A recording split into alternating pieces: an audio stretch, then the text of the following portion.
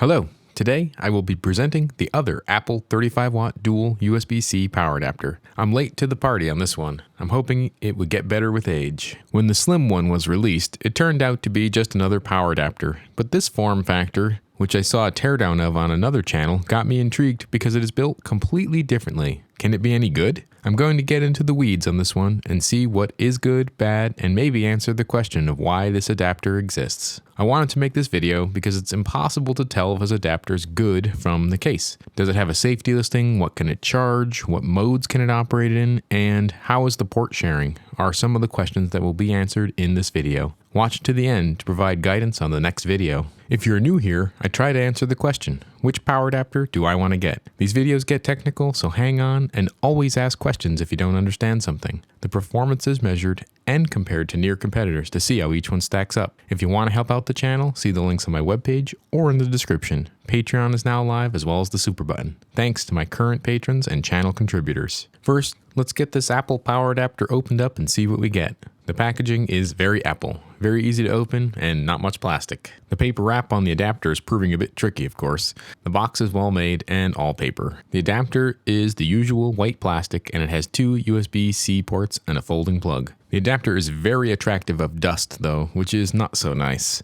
You can see the logos on the adapter. It looks like it has a UL safety listing for the US and Canada markets, which is a nice plus. It looks like it claims to support the DOE efficiency level 6, so this is something to check out later. The user manual for the adapter is extremely basic. They provide a very small table of data, but they don't really say anything about the performance of the adapter or talk about how the adapter can share power between the two ports. The adapter does have this removable section, which means an extension cable or other plug types can be clipped in for use in different environments. This takes up quite a bit of extra space, so certainly doesn't make the adapter compact. Here are the weights for this adapter. The packaging weighs 46 grams. The power adapter weighs 118 grams. For comparison with the other Apple 35-watt adapter, that weighs 104 grams, and the Google 30-watt adapter weighs 72 grams. Size-wise, it is on the larger side, but in terms of weight, it appears to be generally in line with similar power level adapters. It is time to plug in the USB cable and see what modes of operation this power adapter has. USB power adapters have various modes of operation.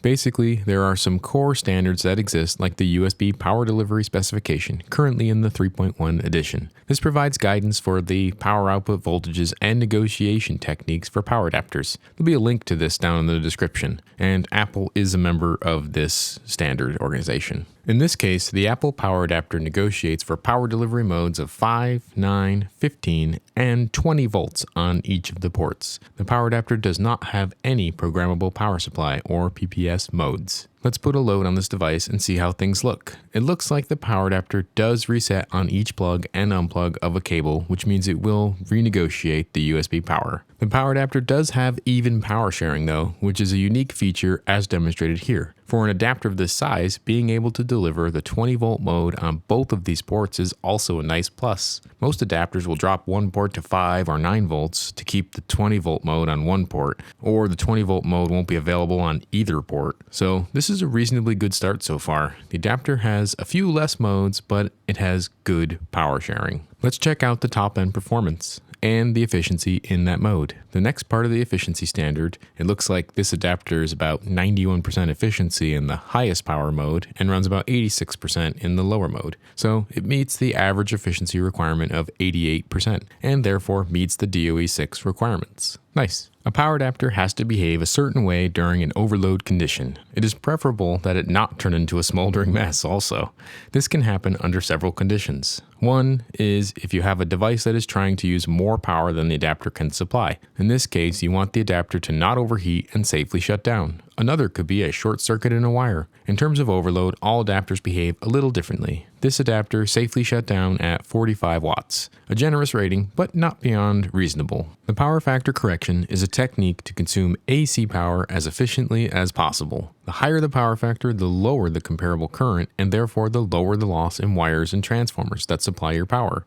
As expected, this Apple device lacks power factor correction. The lines should all look the same as the yellow line, meaning following the sinusoidal shape of the yellow line, which would be the ideal shape for all the lines. As you can see, the lines here are all very different shapes, and that means the power factor is very poor. This is far from ideal. The current is very high on the peak side also, which means when it is using power, the loss of the system, your wall socket, is much higher. This is not taken into account in the efficiency calculations. Just as an example, I decided to pull out the Bassius desktop adapter and run it up with a 35 watt load. First, I was surprised to find that just in terms of power usage, it doesn't look too bad, but also that the stats for the AC power look quite good. The power factor is high, the efficiency is high, so all of it looks good. When comparing this data to the Apple adapter, we can see that the Apple adapter is, well, it doesn't compare. It's pretty bad. We will look at this in a bit as to how it's made even worse by the price point. So this Apple power adapter isn't amazing for power performance. It appears to have a moderate efficiency at maximum output power, but it doesn't compare to the other power adapters on the market and is far behind for a new device. The THD is very high in all but the idle state, which when compared with that low power factor means that the power quality score are among the worst I've ever seen for a power adapter. 35 watts is a new category to power adapters, but I still do have a few comparisons. In comparison with other power adapters, the adapter is at the bottom. The other style Apple adapter outperforms this style by a decent amount. With this performance result, I am not sure why this version is even on the market. The PQS overall is 65 out of 200, which is significantly worse than the 81 out of 200 compared with the other slim 35 watt dual USB-C adapter. This is the last Apple power adapter I have to test, and out of them it is also the worst. Idle performance is not too bad, thankfully. When we look at the idle power on a graph, it doesn't look too bad. For a low power adapter, it is relatively clean and it has a nice low input power when it isn't doing anything. This is the only plus I was able to find. When comparing it to other similar adapters for overall performance, it is in the bottom of the class.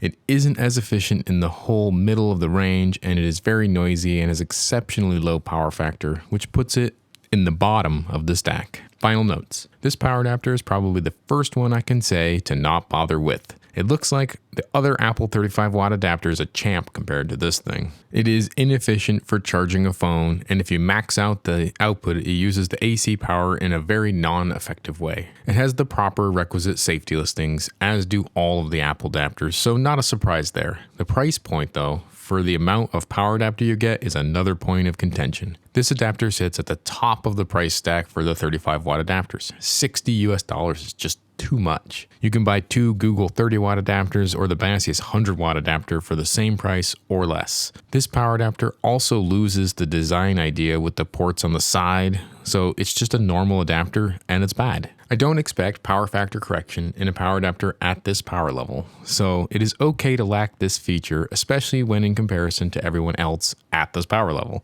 But being the worst of the pack should also not be a target, and this adapter falls squarely at the bottom of the stack. People talk about how an Apple adapter may be the best adapter in terms of its longevity and components being higher quality on the inside, but based on the teardown in this particular case, I don't see any of that either. This is a $10 adapter in a $60 package that no one should buy. The bright side, it makes the other dual 35 watt Apple adapter look more reasonable at least. Apple should not have made this product. I will have some affiliate links in the description of my recommendations, which is another way to help the channel out.